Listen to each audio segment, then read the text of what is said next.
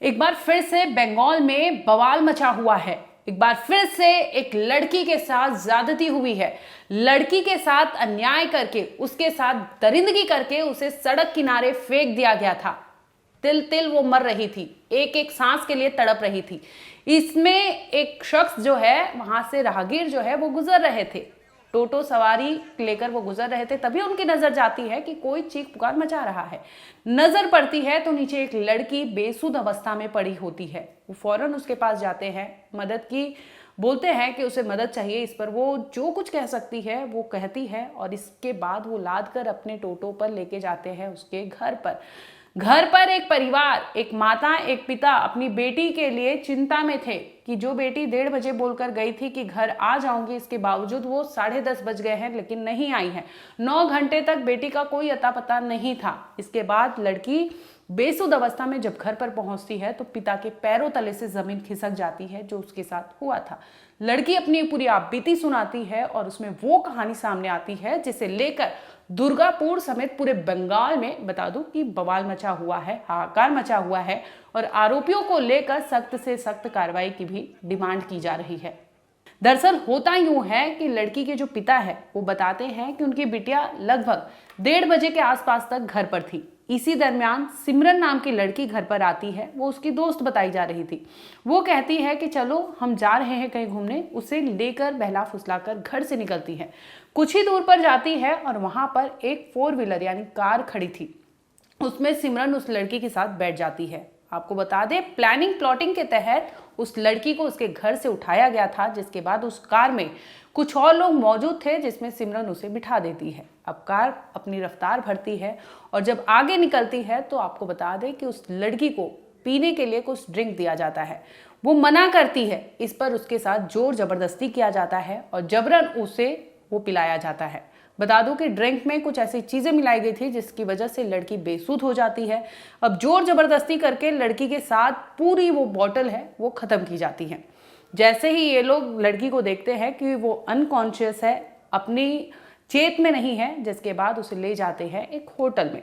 अब हैरानी की बात यह है कि जिस होटल में वो लड़की जाती है उसकी हालत नहीं ठीक थी, लेकिन बावजूद इसके कि होटल मैनेजर बिना प्रूफ के, बिना वेरिफिकेशन के होटल का कैमरा अलॉट कर देते हैं। मानो उन्हें पहले से पता था कि उस होटल के कमरे में क्या होने वाला है। जिसके बाद उस लड़की को होटल के कमरे में घसीट कर ले जाया जाता है।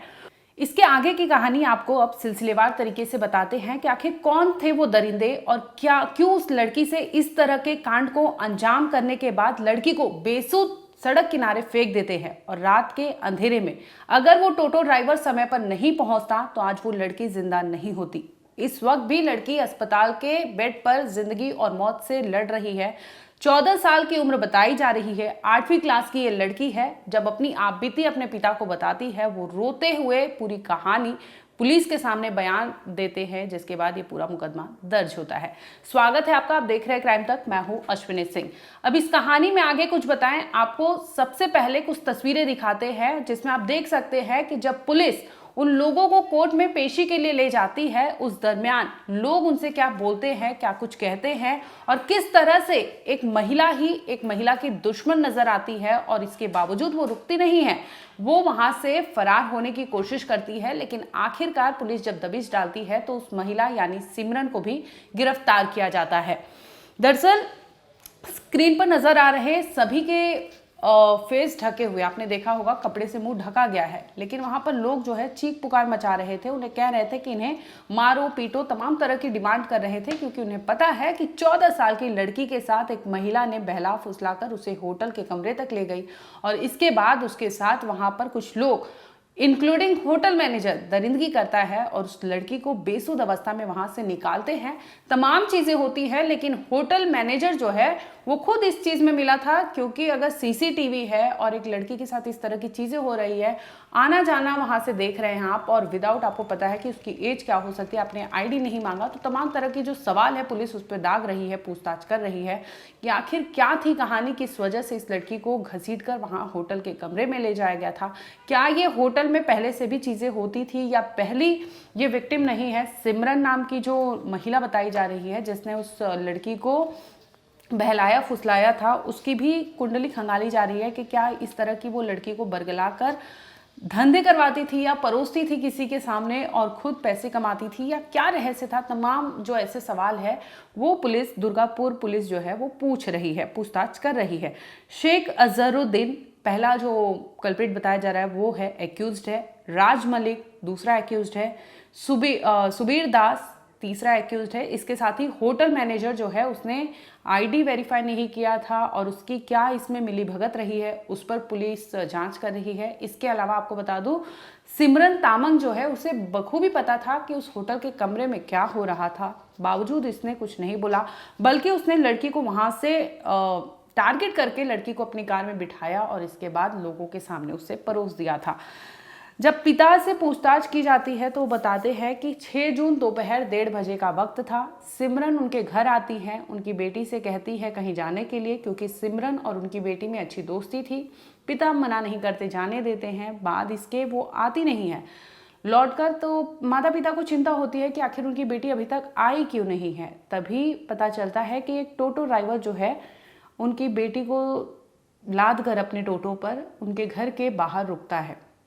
पिता जाकर देखते हैं तो बेटी की जो हालत थी, जो शरीर पर जख्म थे, जो उसका हुलिया था, वो सब देखकर वो समझ जाते हैं कि उसके साथ हुआ क्या होगा। उसे जैसे तैसे फौरन अस्पताल ले जाते हैं जहाँ पर उसका ट्रीटमेंट होता है और पूरी कहानी खुलकर सामने आती है कि एक 8वीं क्लास में पढ़ने वाली बच्ची को बहला फुसलाकर सिमरन नाम की लड़की ले जाती है अपने ही साथी यानी कार की मदद से। वो ले जाते हैं एक होटल में, होटल के कमरे में उसके साथ गैंगरेप जैसी वारदात को अंजाम दिया जाता है और इसके बाद वहां से सभी फुर हो जाते हैं।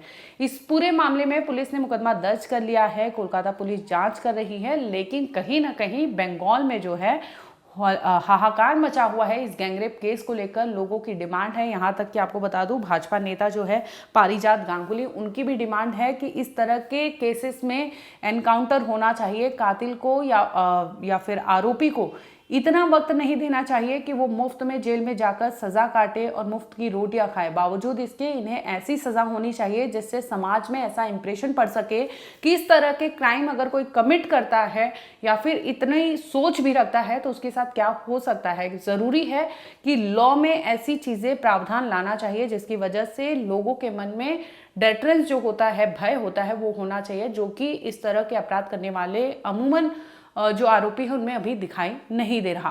फिलहाल आपको बता दें कि जो केस हमने बंगाल से देखा या फिर कई ऐसे मैंने केसेस बताए हैं जिसमें ऐसे दिखता है कि जो जान पहचान के लोग हैं वही कहीं ना कहीं ऐसे कांड को अंजाम देने में मदद करते हैं। तो सवाल ये उठता है कि आखिर बेटियां सुरक्षित कहाँ हैं? अपनों के बीच में सुरक्षित है या फिर दोस्तों मोहल्लों के बीच में सुरक्षित है या फिर सच कहे तो कहीं नहीं सुरक्षित है।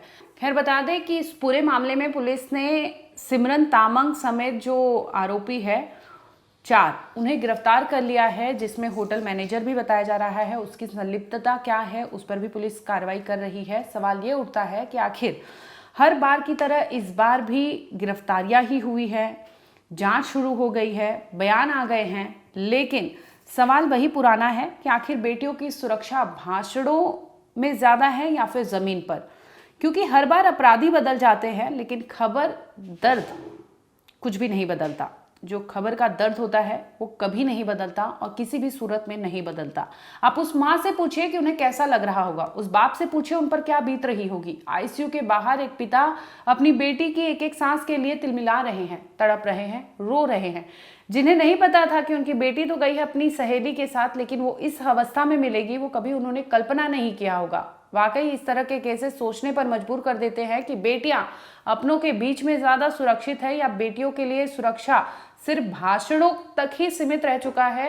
असलियत में जमीनी स्तर पर कुछ भी दिखाई नहीं देता, क्योंकि ये एक केस नहीं है, कई ऐसे केसेस हैं जो सोचने पर मजबूर कर देते हैं कि आखिर समाज में किस तरह के दरिंदे हैं, किस तरह के लोग हैं जिन्हें अभी तक ये समझ नहीं आता कि आखिर एक पीड़ित के साथ पूरा परिवार जो है कई सदियों तक इस चोट को भुलाए नहीं भूल पाता। तो जरूरी है अपने आसपास हो रहे चीजों पर पैनी नजर रखिए। अगर कुछ होता है तो उस पर आवाज उठाइए, बजाय इसके कि चुप रहना। अगर किसी ने कुछ देखा हो, किसी के साथ अगर अन्याय हो रहा है, गलत हो रहा है, तो आप उसके लिए आवाज़ बने। हो सकता है वो किसी मजबूरी में नहीं बोल पा रही है या फिर नहीं बोल पाता, लेकिन अगर आपके सामने ये चीज़ें होती हैं तो आपको ज़रूर आवाज़ उठाना चाहिए। जैसे कि सिमरन केस में अगर उसे पता था कि इस तरह की चीज़ें हैं, तो उसे अपनी सहेली को फंसाने की बजाय उसे आगाह करना चाहिए था, उसे अलर्ट करना चाहिए था कि इस तरह की चीज़ें हो सकती है, तुम अलर्ट रहना। लेकिन उसने क्या किया, जो आपको पूरी खबर हमने आपको बताई है।